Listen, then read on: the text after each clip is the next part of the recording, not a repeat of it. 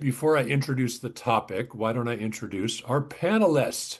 So Zoe Meggert is the founder, president, queen bee, whatever other titles of Perfectly Planned Content. So I got a ton of respect for the work that you do, content marketing and otherwise for advisors. And then, of course, we've got a number of mutual clients. So that's always pretty awesome too. So why don't you tell us a little bit about you, Zoe, a little bit about your business? Yes. So we're celebrating our 10-year anniversary this year, which is super exciting. 10 years as of August. So we're a couple weeks away from it. And for most of those years, have been working exclusively with financial planners and advisors. And occasionally some people roll in who are like referrals from them, CPAs or estate planning attorneys, but typically fee only, typically RIAs. And we really plug in as their full fractional chief marketing officer team. So when they work with us, they're getting strategists, writers, web copy, designers, dev, all of the above. And we're really running point on their strategy. So all they have to do is show up to meetings and be like, yep, sounds good. So that's our goal, is just to hit the easy button on it for people. Yeah, very cool. And then, Derek, I'm super excited about your contribution to our conversation today. So, my friend Derek Pollard is founder, King Bee, whatever other titles we want to give for Constellar Creative. Derek is a PhD. I don't know Derek's English, if that's appropriate, but a really standout copywriter. And so I know you've spent a lot of time on looking at AI search and how that affects copy. Yeah, your turn, Derek. Take it away, man. These conversations are always so helpful and so interesting because the work we're doing overlaps. And I know this is something advisors can relate to because so much of what they do overlaps. There are all of these wonderful connections between the work we're doing on our side and the work advisors are doing. Much like both of you, we work to ensure that when advisors show up, they're not just doing it consistently with competent copy and competent content. They're not just ticking boxes, but they're really showcasing the person behind the expertise to back up all of the social proof that the expertise has earned them over the years. And that obviously is being expedited in the era of AI, but it's also being muddied to a great extent. And so going in and having what really I would consider to be at this stage more of a copy editor's perspective becomes invaluable because Zoe, just like you were saying, it's one thing to get copy in place, whether we're doing it or an advisor is doing it. It's another thing entirely to really make that come to life. And that really is where Constellar Creative fits into that process for advisors. Yeah, you are a wordsmith, my friend. I'm always impressed. Thanks, So, Charlie. I appreciate that. yeah. So let's frame up the issue here first. I think that's probably the best way to start is why is this conversation about showing up for AI, whatever the acronym, AIO, AEO, GEO, I don't know. Tomorrow we'll have a new acronym. Changes weekly. Yeah. It seems to, right? I don't know. But so however you hear it, AIO, AEO, GEO, really what the principle is showing up in AI recommendations, whether that's Google Gemini or whether that's chat or whether you're searching on Claude or whatever your platform of choice is, the way we interact with AI in searching for services or people is very different than the way we interact with search engines, right? I got a little slide to share. I got a couple slides, so it's going to be very conversation heavy. We do have some things to show, and then at the end, there's a couple giveaways as well. So that's your incentive to stick around till the end. So let me share kind of this first slide that I hope does a good job in framing up what the problem is or what the challenge is. And of course, it's not showing me the one I'm showing you, so bear with me 1 second here. Okay, Zoe and Derek, are you guys seeing the search has changed? Is that the Yeah. Yep. slide you're seeing? Okay, awesome. So we've only got three of these, but it really frames it up, right? I think ChatGPT came out, what, in November of 22? 22. So we're going on 4 years already. That seems crazy. We really started to incorporate it, say, January 2023, but it traditionally, like I was saying, it's a keyword search in search engines, right? Advisor near me, retirement advisor, exit planning advisor, versus that shift, say 2023, is more how we interact with AI is more almost human based, right? So we're asking direct questions versus the keyword search of search engines before. So I don't think I have to, this is just obvious as how we interact. And so the searches are changing, as is recommendations changing in AI as well. So and getting ready for today's conversation and just some of the research I've done over the last couple of years, really just stuff I've run into as I'm staying on top of this topic is, do you know now that 68% of Google searches end without a click? So we were always so dependent on the clicks on Google driving traffic to the website. And we see that when we look at Google Analytics, that organic traffic coming off of Google is actually diminished. But it's Hmm. because AI is now answering your search right on screen. So you're getting your answers versus having to click to your website to get your answers. As I'm looking at my notes, and I don't want to jump in and don't want to dominate all this, but Zoe, when we look at that change, the diminishing clicks, how do you see that websites really need to be structured to address that change? I think that's a really good question. And how I talk to my clients about this, which honestly, if you've been doing content or you've been really focused on killer messaging or copywriting, you're probably already ahead of the game, right? Because a lot of this is AI search or the Google AI overview, whatever, is trying to customize answers. And I think end users, so people who are looking for advisors or companies or service providers, are expecting an answer that directly relates to what they need, right? So I likened it to I was trying to buy a rug recently. And so when I went to chat or to Google AI overview, it already knew I've got twin 6 year olds. I have two hound dogs. We garden. We are outside all the time.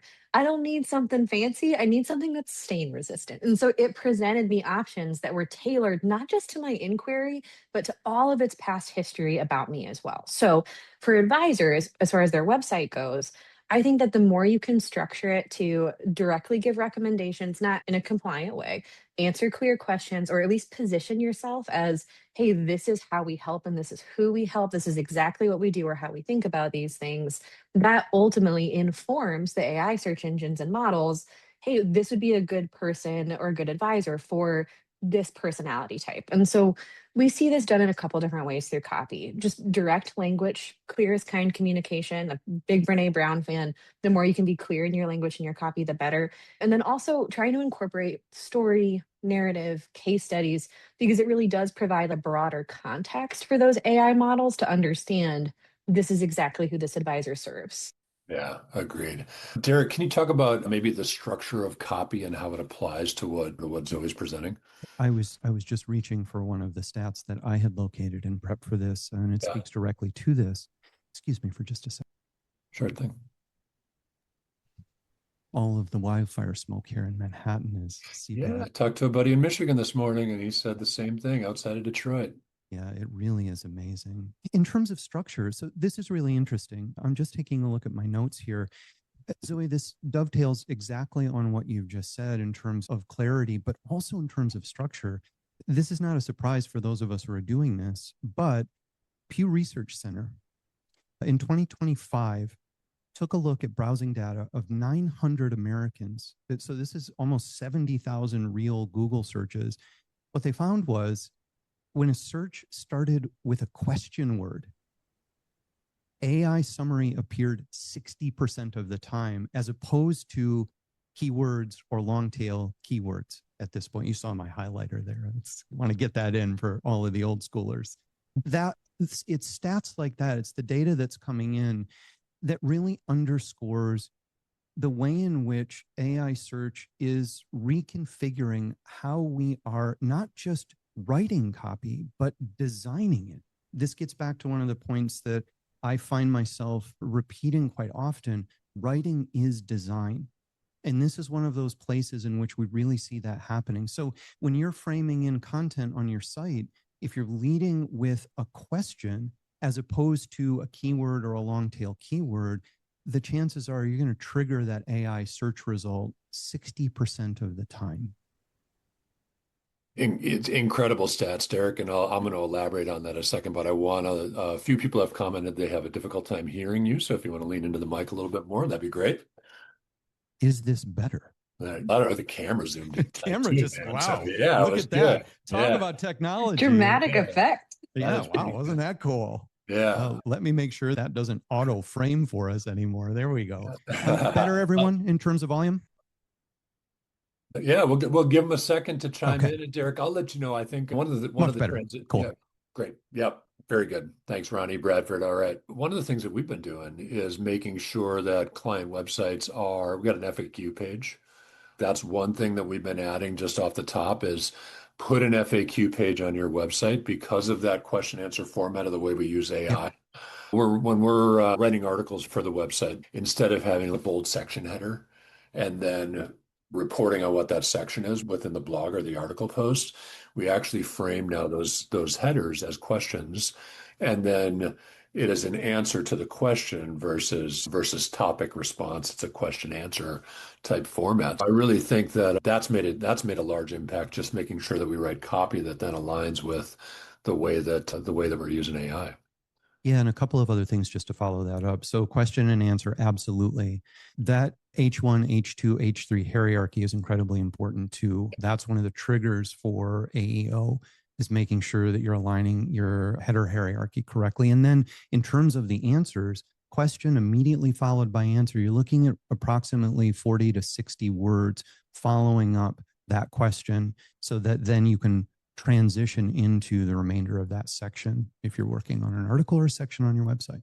Yeah, that's an incredibly important point too, right? So the size of the response is going to matter.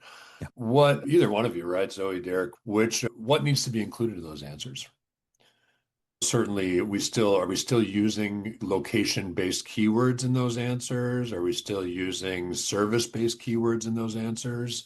I've got I my belief think on it, but we'll lean into Zoe. Go for it. I think it really depends on the advisor's end goal, which is the answer that everybody hates. It depends. It's the classic marketing answer. But if I'm looking at web copy and I know a certain firm wants to target local, I do think local keywords, we are actually seeing for our personal clients a huge resurgence in local traffic. I think just because AI maybe is pulling more of that, or Google business reviews, things like that are coming up. And so I think that's really useful.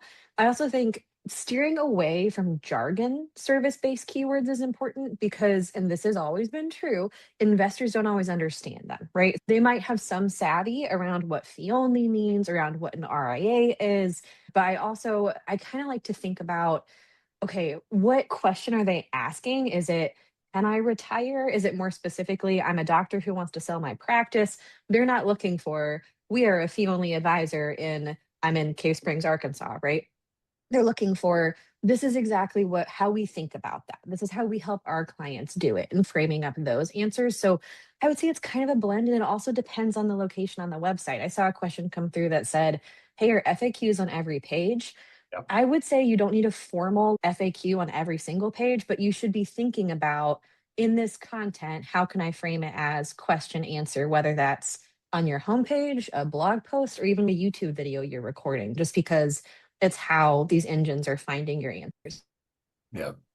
And I agree completely. So we typically do one to answer that question. Bradford, thanks for that. We typically do one comprehensive FAQ page on the website, but we also are going to format content within the pages to ask a couple questions within the page. And then we typically do go with more traditional keyword within the responses, right? Making sure that we're not ignoring Google search, but formatting our SEO intensive copy in a way that AI is going to be friendly for AI. And Charlie, that's such an important point, because really what AI is doing is it's sifting through all of those rich results that your old SEO was surfacing in your search engine results.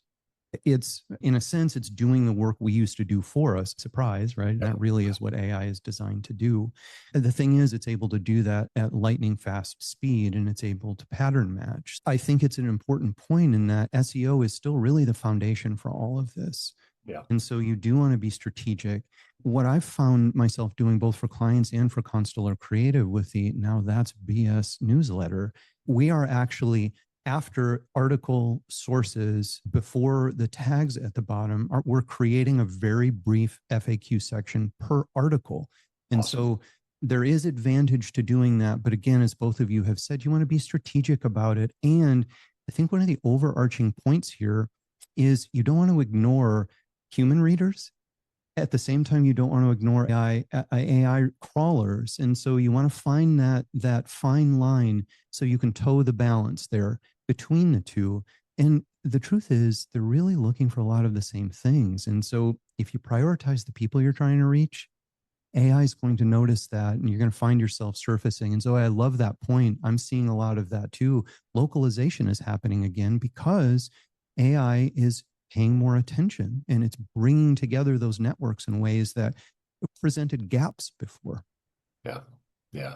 So you and I were chatting before we started the webinar about a recent Google announcement. And so I think that's a good segue into we'll stick with copy and then we'll get into design here in a little bit. But in regards to copy, we all see a lot of AI slop. I assume now when I go to social media that if it's design or if it's written, it's AI. I like video on website for authenticity, on social media for authenticity. But what's the recommendation around AI-driven website content? Does that have an impact on the way that it's going to be returned in Google and other AI platforms? Google has said yes, right? It's like we take it with a grain of salt because I feel like this stuff changes so rapidly and Right. AI is being used so much more heavily these days. But Google has they came out like a month or so ago with like the big announcement that basically said SEO is AEO is GEO. This is not a ding dong, the witch is dead situation. Like everyone should still be following basic SEO principles essentially. And then it also rolled out like a mini announcement that said, hey, if you have AI content that looks like everybody else's content, says the same stuff as everybody else, like we're not going to rank it. Like we're not going to show it in overviews. You need a unique take. You need to be super clear in your communication, your messaging, and you need to be consistent, right? Have something that helps you stand out. Yeah, I like that. Yeah. So it still allows the human to have an impact there. Derek, you're human first, AI distant second. Any comment on that? I just actually want to go to the guide. It was updated just a few days ago, July Yeah. 10th. Yeah. One of the things that they did was they took a look at two articles. The first was titled 7 Tips for First-Time Homebuyers. Okay. The second, Why We Waived the Inspection and Saved Money, a look inside the sewer line. Which one of those do you think is surfacing in AI search, right? And Zoe, it touches immediately upon what you've just said. You're localizing not in terms of geography, but in terms of who you're serving, your ideal client profile. You're speaking their language. You are actually tailoring your content to the questions that they have, the pain points that they're experiencing, and you're letting them know at a glance, hey, here's what you want to do. It's really, I can't believe I'm about to make this analogy, but here goes, everyone. It's like the YouTube for writing, right? You want to know at a glance, how do I get the help that I need?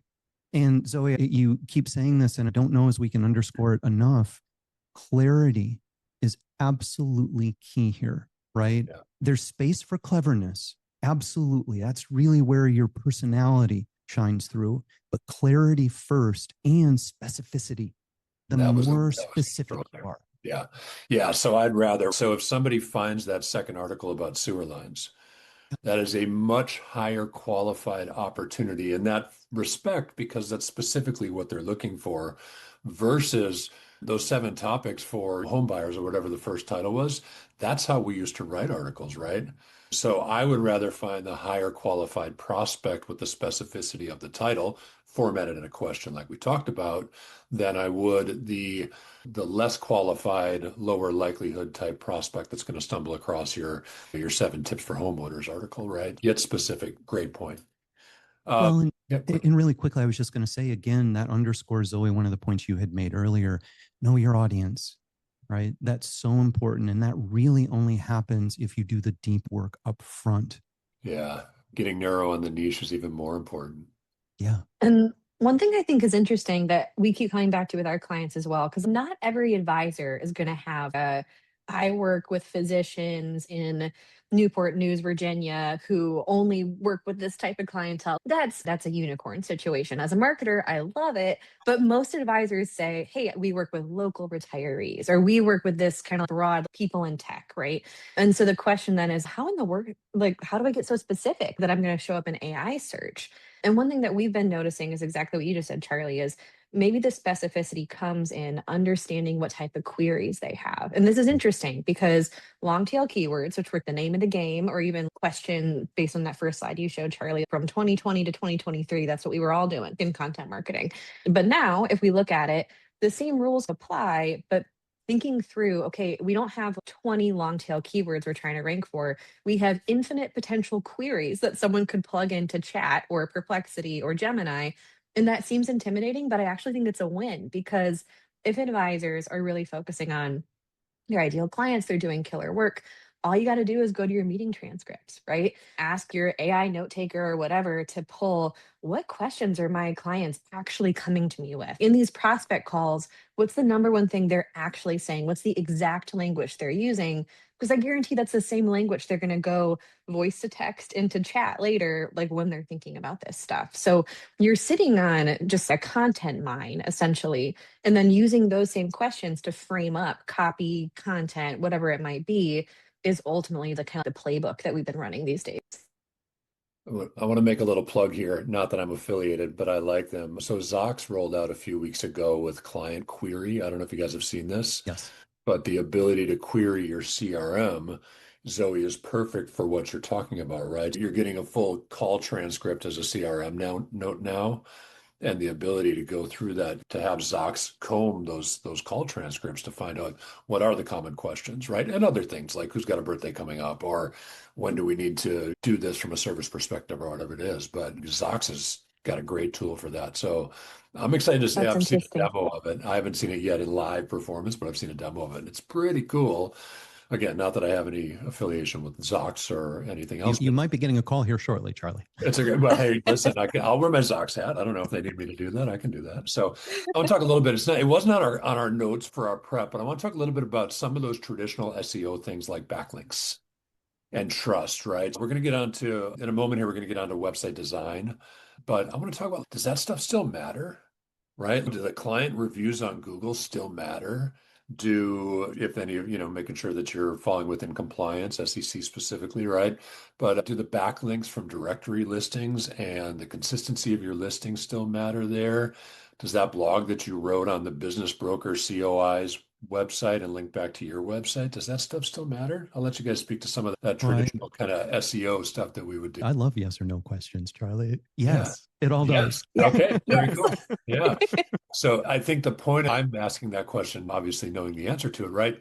But I think the point is like authority and trust is still a big part. We're talking about copy and how we structure copy, but all of that kind of affiliation, all that review, all the reviews, I just want to make the point that those things, those traditional SEO strategies, and I don't want to minimize them doing SEO strategy because they're all important for other reasons, but those things are still going to apply to AI search, is still going to take a look at the backlinks to your website for authority, right? And the reviews for trust. And so I just wanted to make sure that we made that point. And I was going to say, and then Zoe, I know you had come off mute. It matters even more now. And that's what AEO is really focused on, is your authority. And so the more you're showing up and going back in just as before, updating. If you have an evergreen post, but a fact has changed, again, Google just updated that announcement 6 days ago. By all means, get in an update. But yes, make sure that you're not only backlinking and linking offsite and having other sites linked to, but also internal links are incredibly important, not just for dwell time, but also in terms of facilitating those AI crawls. They're looking, right? They want to reward you. Make sure that the work is there to justify that. Cool.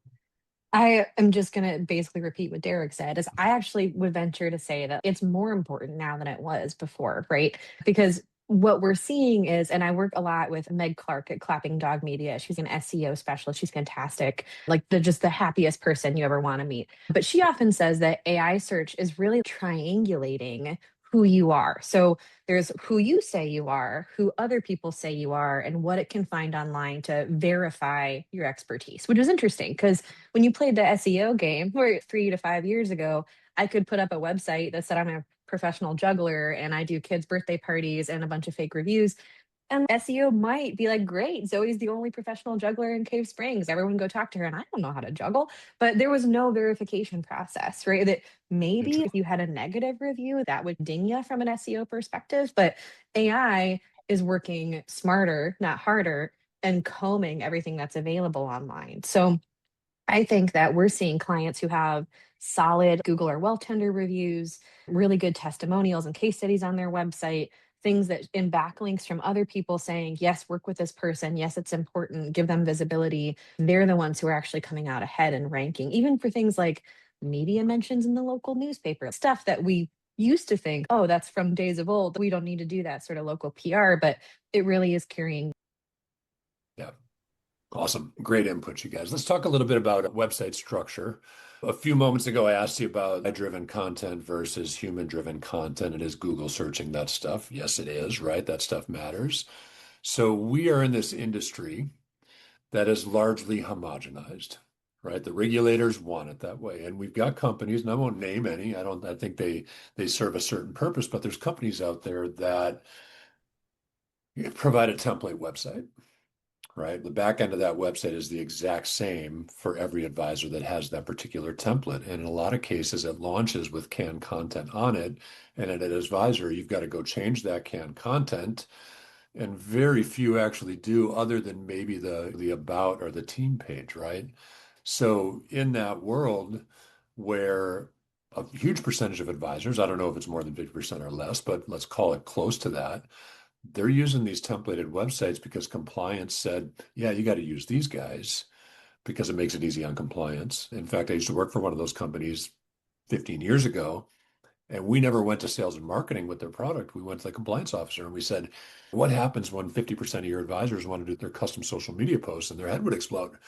Oh my gosh, the payroll that I got to take on for more reviewers and stuff. So we'd go, oh yeah, or check this out. This is FINRA approved already. And they go, all right, great. It makes everybody sound the same. There's no authority in it whatsoever. How is that impacting AI search from both template copy? I know it was bad for SEO, but template copy, but also more than that, templated websites that are all based to the same code base, right? Anybody want to take a stab at it? Zoe, you ready to go? Sure. I'll talk just about one client case study, right? So this is not by any means, we've not surveyed people. This is just someone who we worked with, who we've seen it in real time in the wild, right? They had a templated website from a templated brand because compliance was easy, right? They could submit it. This is actually just two clients. We're launching the second one this week. So the first client, we were like, hey, we need to bring in a dev. We're going to need to update some stuff. She's great. I'm happy to pass out her information. She's a solo, but she went into the templated website and she made code changes. The look and feel of it got updated. We did the copy that was more strategic. And was that a lot of work? Yes. The compliance backend stayed the same. You click the two buttons. I think we've all done that on those templated websites. It got submitted, published, whatever. His calendar bookings from the last 6 months after launching the new website have skyrocketed. And it's all ideal clients, it's all higher net worth people. He's a Midwest based financial advisor, really small local team, and he's loving it. And the only thing we've changed, other than our consistent content strategy, which we've been running that playbook for their firm for years, was a website update. And it took some pulling teeth because from a compliance perspective, one seemed easier. But then when we made the switch, we saw the results. They spoke for themselves. And he had a lot of these other things in play: good Google reviews, solid content structure, but that copy and tweaking the already templated website is what pushed him over the edge to kind of be showing up in AI search results. That is awesome. I don't mean to seem distracted. I'm actually just answering Q&As, which is great. Thank you for the interaction there. You're fine. I've got the kids at home downstairs. So if you see me on mute and texting the nanny who they're hanging out with, like, it's summer. We all get it. Yeah. Yeah, totally. Well, to follow that up, Zoe, it's so interesting. There's so much overlap. Same situation for us. It's amazing what a difference it can make. And yes, it is a lot of work up front, but how quickly you start to see results. And I think that often gets overlooked. A process that can take months if you're working with a firm that is with a custodian, possibly much longer than that. But you move away from boats in a harbor, guy on a mountain looking over a valley, couple. If you live in Iowa and you've got a guy on a mountain overlooking a valley. Double Adirondack chairs on the beach. That's my personal Bingo. favorite. Yeah, it shows up on every. And there we go. Those are here's another stat. This is not going to surprise anyone, but in 2006, so it's a bit dated, but it still holds. There was a team at Carleton University in Ottawa. They conducted a study. They put web pages in front of people for 1/20th of a second. Yeah. They did the same thing for people and gave them 10 times that amount of time there was a direct correlation. The results were exactly the same. Now, that's not to frighten anyone, but that's it. And it's not a question of attention span. We don't need to bring in the goldfish. It's just simply that's how human cognition works. That's how quickly we're able to process that information. Imagine how quickly AI works. But that's it. 1/20th of a second. Somebody looked at a site. You can't even read anything at that point. They just looked. That's how important that combination of writing and design is for, again, I don't want everybody here to freak out and think, oh my gosh, we've immediately got to change everything. You do want to get the guy looking out over the valley off your website as soon as you agree. But just amazing how quickly we wind up formulating and processing that data, and how incredibly important it is to create a seamless experience, not only so that it's visually appealing, but also so that the content and the copy work together. They reinforce one another. And so you see the image and you're like, oh, cool. Then you start reading, right? Your mind catches up and you're like, oh, interesting, right? That's the reaction that you want your ideal client to have. Ooh, interesting. Then let me check that out. I'll share another that just kind of is going to. There it is. There's another one. It's going to kind of, and I got one more towards the end here, but this will kind of summarize it, right? Anecdotally, the more you look like somebody else, the less authority you're going to have, right? We talked about that with AI-driven content that is generic and looks like everybody else's AI-driven content versus having a human flair to it. The truth is going to be with templated websites, especially if you're working with one of those companies that's going to publish a blog to your website every week or every month or however frequently.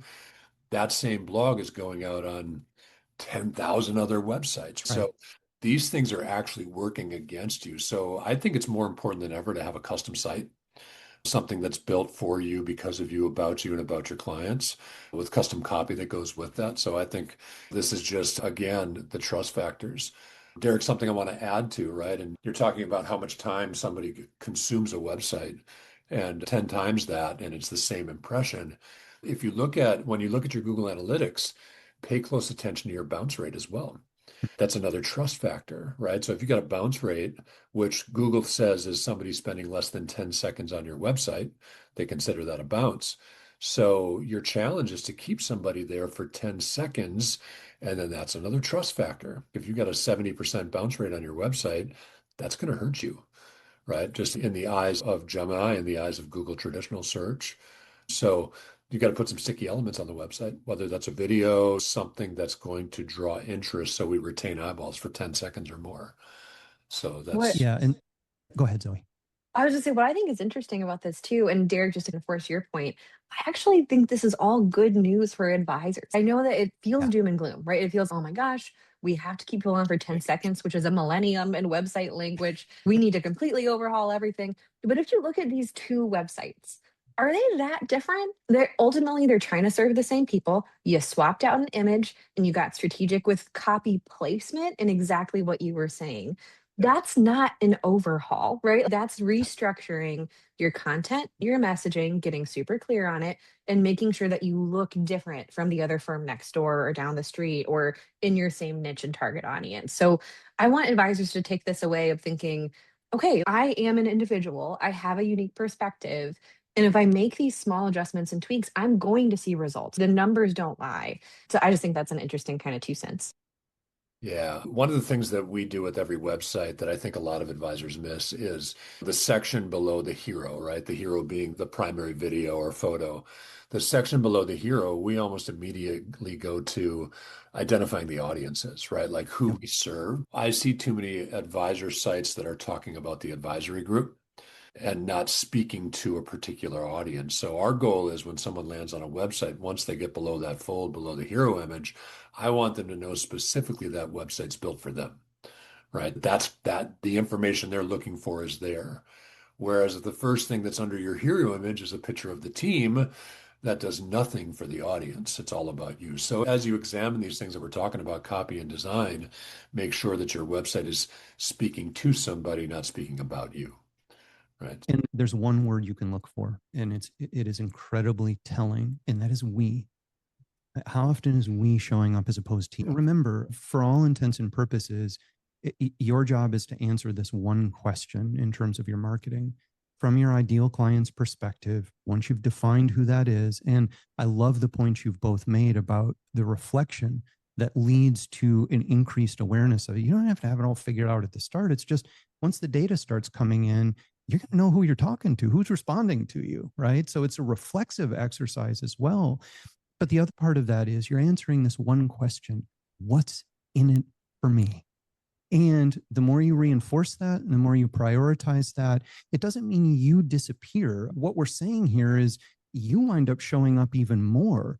It's just you're showing up as the person who's going to help your ideal client solve the problem they're facing in that exact moment. Now, one of the other things I think that's really important here, and it's not something that often comes up, and this is true of design, it's true of niching down, it's true of this whole process. Play is such an important part of this, and it's not something that gets talked about in financial services. I don't mean going out and digging holes in the sand, but please do that too.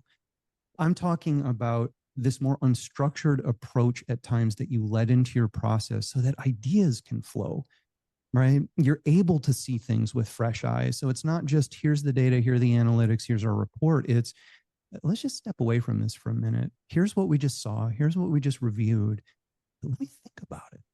Let me play with the idea a bit. Let me see what happens if we move this over here, or we wind up doing some A/B testing. Let's run this particular overline above the header, and in a month or next quarter, let's run this, and let's see what our ideal client tells us. Let's see the data that comes back. Let's play around a bit, right? Open that up, and you're moving away from just organizing, executing, and testing. You're winding up poeting, right?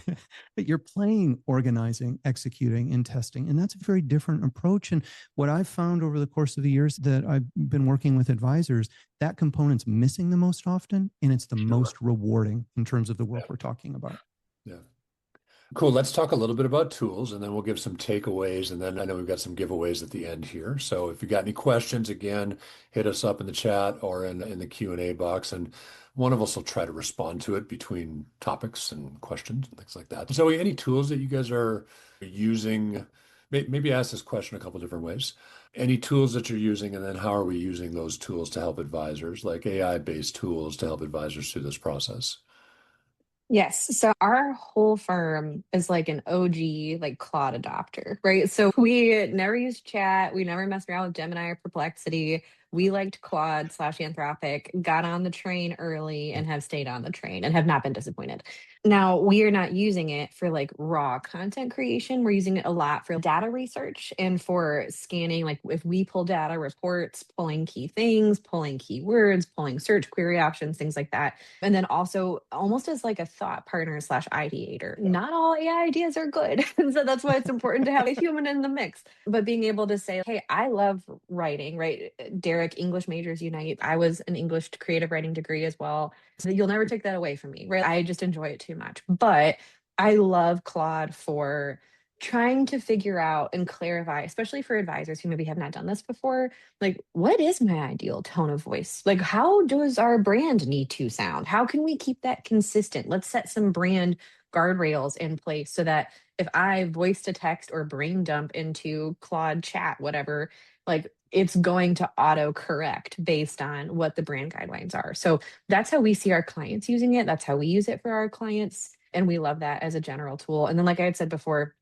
we're tool agnostic when it comes to like meeting note takers, CRMs. But you said Zox. I've heard great things about like Hazel AI, like just for pulling client information and then anonymizing it. I was saying, hey, we use Fireflies for our personal note taker, but pull all of my meeting notes from last week. What were the key questions asked? Let's upload transcripts of those meetings and try to figure out what are the core themes from our last surge meeting season. And so those are the two big AI players. I'm sure that there's other ways for people to use them, but that's our primary use case.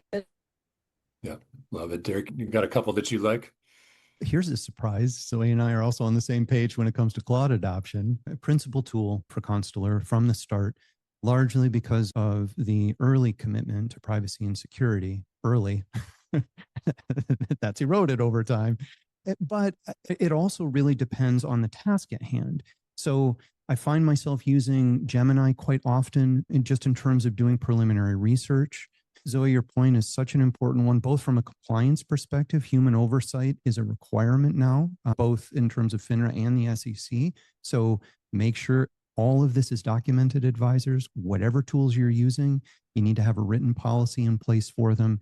You need to have a policy in terms of any data breaches. You have a 72-hour window of response, and make sure that you're talking to your compliance department. Bring them on early into the process so that you're not having to scramble to get all of this in place reactively. Be as proactive as you can be.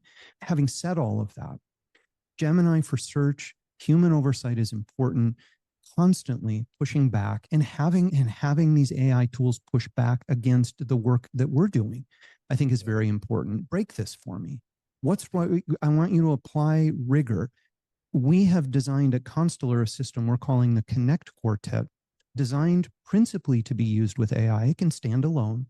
It gives you a messaging framework for your firm, voice prints for every advisor, your ideal client profile, and then we've developed what we're calling the ICP test.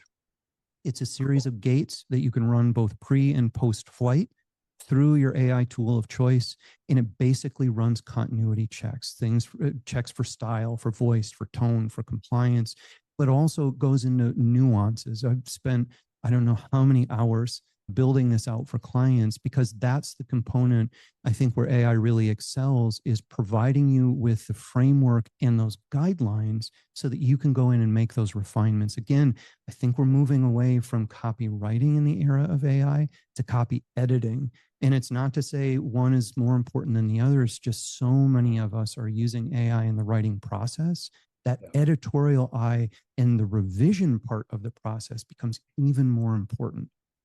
Yeah, agreed. So we were early GPT adopters. Yeah. And I have found that Claude is a better production tool. And really, their GPT's image creator, Dolly, is, I think, head and shoulders above what Claude's doing right now. I agree. Yeah. Yeah, So we don't use Claude for any image graphic design.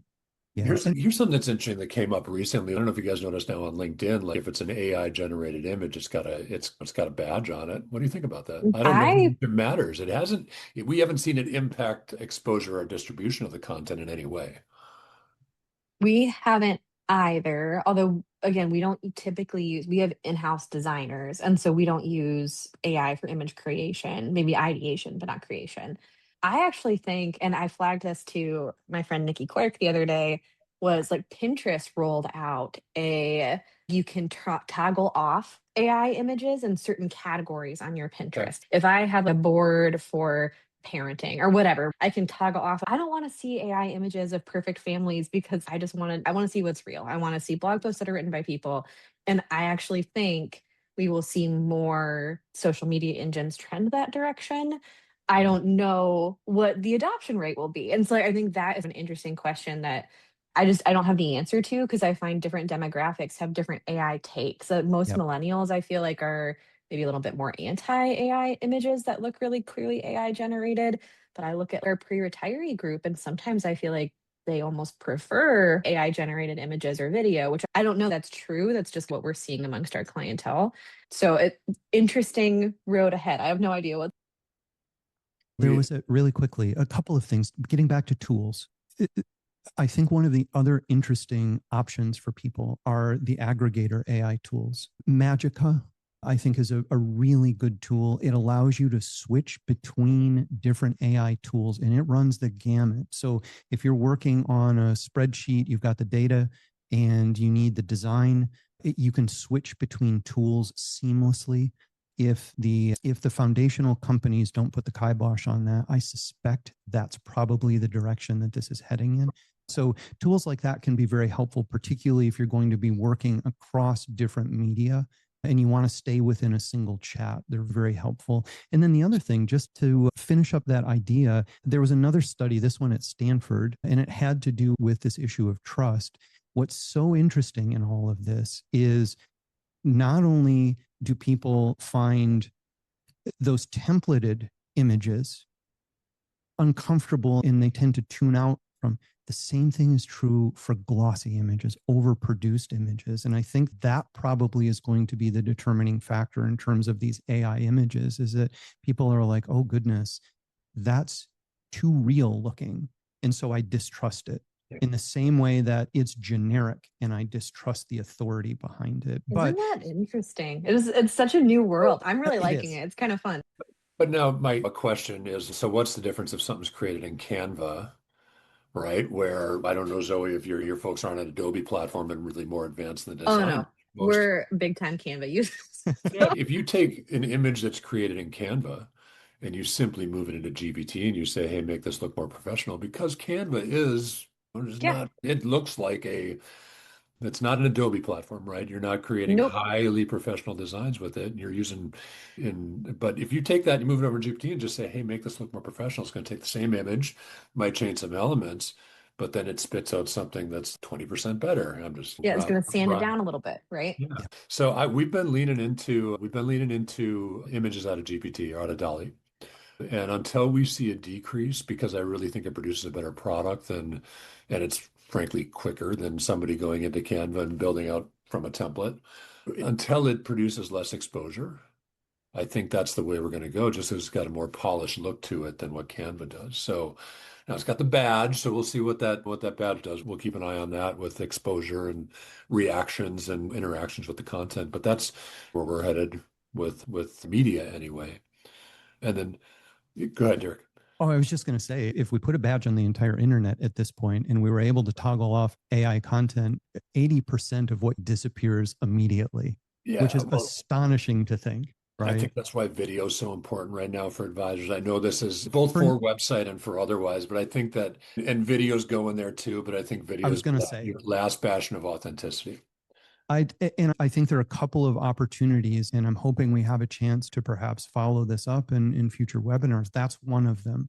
I think this notion of authenticity, where it exists, what it is, what people's expectations of it are, and how inauthentic so much authenticity is. Sure. We can put on whatever picture we want to, right? It's a curated world.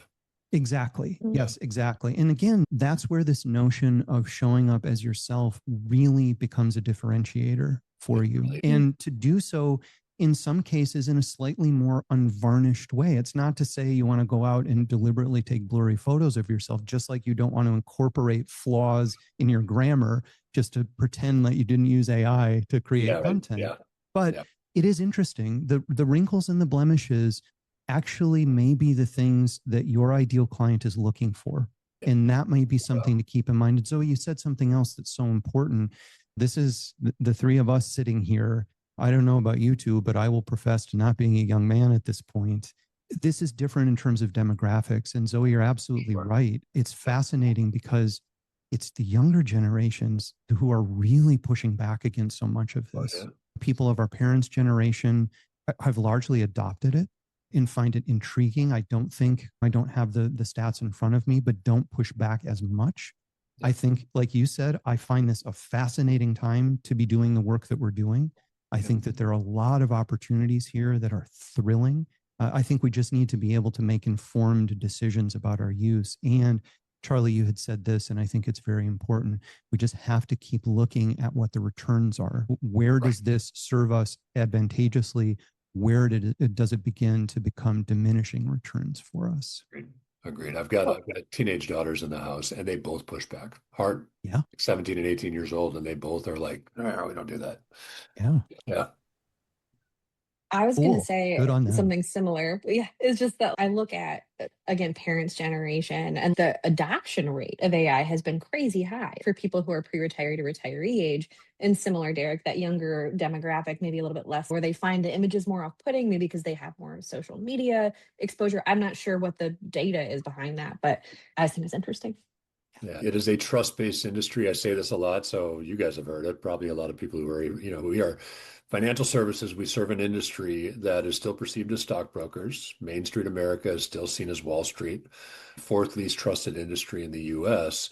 And we've got people handing over a life savings and trying to turn it into a retirement. And so trust is obviously the most important factor in most prospects' eyes, right? Do they trust you? And if you're totally inauthentic, they don't. I think it's our buddy Matt that says the human brain's a great bullshit detector. right? Is that maybe you, Derek? I don't know. I know I've heard that Oh, a I'm few giving times. that one to him for sure. Yeah, I think that's Matt's line. Might not be, but and it is, right? And people can see right through that inauthenticity. And so that is really important as we're having this global conversation. I want to point out one more tool, and then I want to get to giveaways. I've got a wrap up slide, but I'll include that in with the follow up email just because we're running out of time here. But we have been building a lot of websites on Sanity platform. So as we're talking about websites right now, getting out of that template, I'll tell you what, I think WordPress is actually becoming very antiquated very quickly as well. Certainly we're still building sites there because it's the household name and people know it and people think they want it, but it's because they don't. Hyper custom. Yeah. Yeah, but even Sanity, it loads faster. It's actually got a better SEO rating than what most of the WordPress sites that we're working with right now. So just want to put that out there. If you're looking at building a new website, before you dive into WordPress completely, make sure that you take a look at Sanity, and there's some others out there, AI based, which are good platforms. Derek, you want to go first with the QR code? Sure, I can do that. And we didn't even touch upon the technical components behind it. We didn't even get into schema markup. This could be seven. This could be seven webinars. I certainly appreciate the chat. It's It's been wonderful to see all of the activity in the chat. I really appreciate that. Some fantastic questions. If we haven't covered anything, reach out to us, let us know. I know we're more than happy to follow up, and hopefully you're getting some good insights here. Really, also, let me say real quick while Derek's doing, if you want to drop your contact info or something into the chat, that'd be great. Because I realized I was told, hey, we don't have your contact info, so I've dropped some stuff in, but No, all good. I'm gonna drop in our Derek, I know you've got a QR code. I've got a free resource page on our website that I'm going to put in the chat for everybody. There's an AI prompt guide if you're trying to DIY your copywriting. There's a business writing e-course. We've got 50 free blog post ideas. So all the goodies, head on over. You can sign up for all of them. Cool. My apologies, Derek. I totally stole your thunder, thinking that Zoe would do that while you were chatting because we're running out of time. But my apologies for stealing your thunder. Dude, all yours. Not in the least. Can you see the QR code? Is it Got up? it. Okay. Yeah. You're going to see on the Constellar website in the next month or two an advisor visibility score. It's an interactive quiz to just give you an opportunity to assess and evaluate where you're at in terms of showing up in this AEO search environment. So look for that on the site. This is a QR code. It's going to take you over to the Now That's BS newsletter. This really is becoming one of the principal activities in terms of what we're doing to help advisors, doing the research, following the trends, making sure we're able to break down these concepts and terms in very understandable language. So if you're looking for something having to do with schema markup with your site, if that's completely a foreign language to you, click the QR code here. It'll take you over to the newsletter archive. And you'll be able to sort through newsletters that not only talk about the mechanics of how to optimize for AEO, show up in search, be more authentic, but actually model it for you. So you'll see examples of what this looks like in terms of internal linking, in terms of the schema markup's invisible, but it's there. I'm happy to share more about that with you. You'll see those FAQs. You'll get a sense of what it looks like in practice. So by all means, head over, subscribe, or simply keep up with the archive, and you'll see the newsletter on LinkedIn as well. Derek, if you don't mind, stop share. I'll put mine up there. So we built a checklist, right? So I think try and just make it, there's a lot. We threw a lot of information at you today, and certainly we did not cover everything. This QR code, and I'm not even actually looking at it, but this QR code is a checklist. So you can kind of keep track of there we go. Now I'm looking at it.